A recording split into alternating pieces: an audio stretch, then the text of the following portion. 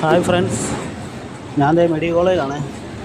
അപ്പോൾ ഉച്ചയായപ്പോഴത്തേക്ക് പതിവ് പോലെ DYFIക്കാരെ പൊതിച്ചോറ് വന്നു. അപ്പോൾ ഞാനും പോയി ഒരെണ്ണം മേടിച്ചു. അപ്പം പൊതിച്ചോറ് കഴിക്കാൻ പോവുകയാണ്. അപ്പോൾ അതിൻ്റെ ഒരു വീഡിയോ എടുത്തേക്കാമെന്ന് വിചാരിച്ചു. ഇത് നമുക്ക് ഈ മെഡിക്കൽ കോളേജിൽ കിടക്കുന്നവർക്കും ഈ കൂട്ടിരിപ്പുകാർക്കും കിട്ടുന്ന ഏറ്റവും വലിയൊരു അനുഗ്രഹമല്ലേ. എല്ലാ ദിവസവും കൃത്യമായിട്ട് DYFIക്കാർ ഒരു 12:30 ആകുമ്പോൾ ചോറുമായിട്ട് വരും. ഒരു 1 മണിയാകുമ്പോൾ അവർ സ്റ്റാർട്ട് ചെയ്യും. എത്ര പേര് ക്യൂ നിൽക്കുന്നുണ്ടോ അത്രയും പേർക്ക് പൊതിച്ചോറ് കിട്ടുകയും ചെയ്യും.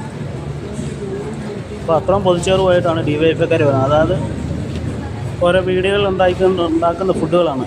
അതായത് വീടുകളിൽ പോയി കളക്ട് ചെയ്ത് കൊണ്ടുവരുന്നതാണ്. അപ്പോൾ അതിൻ്റെ ഗുണം രുചികളും ഒക്കെ ഈ പൊതിച്ചോറിനുണ്ട്. അപ്പോൾ ഇതിൻ്റെ കറികൾ എന്നൊക്കെയുണ്ട് ഇന്ന് കാണിക്കാമെന്ന് വിചാരിച്ചു. സാധാരണ പൊതിച്ചോറൊക്കെ ഇവിടെ വന്ന് ഞാൻ ഒത്തിരി പൊതിച്ചോറ് മേടിച്ച് കഴിച്ചിട്ടുണ്ട്. ഇതിനായിട്ടൊരു വീഡിയോ എടുക്കാൻ പറ്റിയിട്ടില്ല.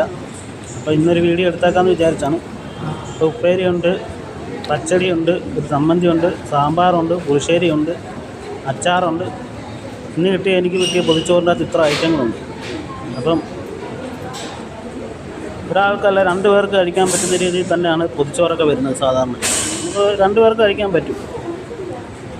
അപ്പോൾ അങ്ങനെ ഒരു ഗുണങ്ങളുണ്ട് മെഡിക്കൽ കോളേജിൽ. നമുക്ക് പുറത്ത് പോയി ഫുഡ് കഴിക്കേണ്ട ഒരു അവസ്ഥ വരുന്നില്ല. അതായത് കൃത്യമായിട്ട് രാവിലെ ഉണ്ട് കാപ്പിയുണ്ട്, ഉച്ചയ്ക്ക് DYFIയുടെ ഊണുണ്ട്, വൈകിട്ട് നവജീവൻ്റെ ഊണുണ്ട്. അപ്പം അതിനുവേണ്ടി പൈസ മുടക്കേണ്ട ഒരാവശ്യം വരുന്നില്ല. നമ്മൾ മെഡിക്കൽ കോളേജ് വന്ന് അഡ്മിറ്റായി കിടക്കുന്ന രോഗികൾക്കാണെങ്കിലും കൂട്ടിരിപ്പുകാർക്കാണെങ്കിലും. ഓക്കെ, ഒരു വീഡിയോ ചെയ്യാമെന്ന് വിചാരിച്ചു.